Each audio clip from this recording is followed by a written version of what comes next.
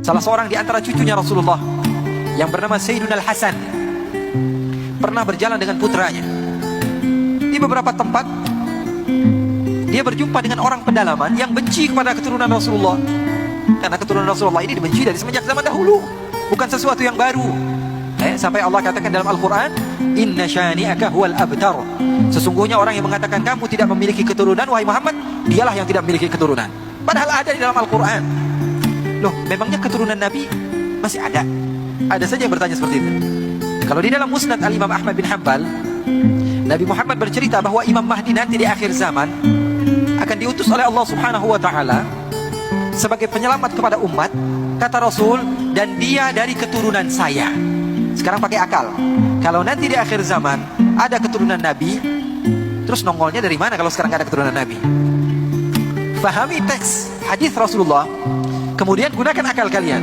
Kalau Nabi Muhammad mengatakan nanti di akhir zaman ada seorang imam yang bernama Imam Mahdi, dia namanya seperti nama saya, nama ayahnya seperti nama ayah saya, dan dia termasuk daripada keturunan saya. Kalau di dalam hadis dikatakan Imam Mahdi keturunan Nabi, munculnya dari mana kalau sekarang gak ada keturunan Nabi? Apa tiba-tiba muncul begitu lahir? Paham atau tidak? Sayyidina Hasan suatu saat sedang berjalan-jalan, tiba-tiba ada beberapa orang yang datang dari luar kota Madinah mengejek Sayyidina Hasan. Bilang, hei kamu ini orang zalim, hei kamu ini mengaku cucu Nabi tapi kamu tidak berakhlak, kamu ini adalah orang yang fahish, kamu ini adalah orang yang begini dan begitu. Diejek. Anaknya udah marah nih. Anaknya sudah kesel.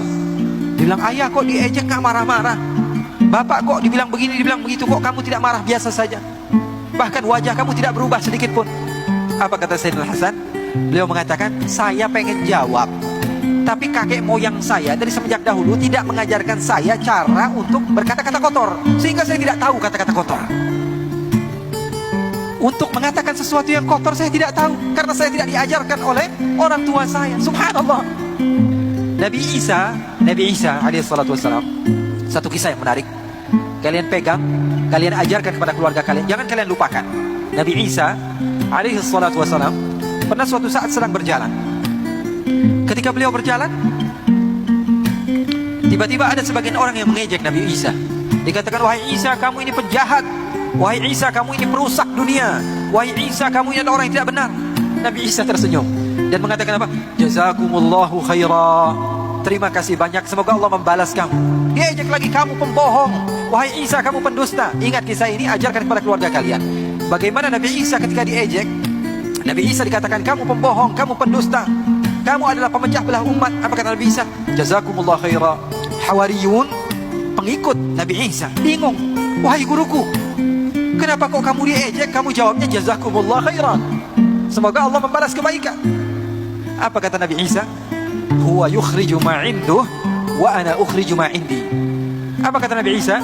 Dia ini, orang-orang yang jahat ini, dia mengeluarkan apa yang ada di hatinya. Hatinya kotoran semua, yang keluar dari lidahnya apa? Kotoran juga. Saya cari-cari di hati saya, kotoran ada atau tidak? Tidak keluar dari hati saya kecuali apa? Jazakumullah khairan. Maka itulah yang keluar dari lidah saya. Paham atau tidak? Jadi lisan kalian menunjukkan watak kalian, tulisan kalian menunjukkan hati kalian.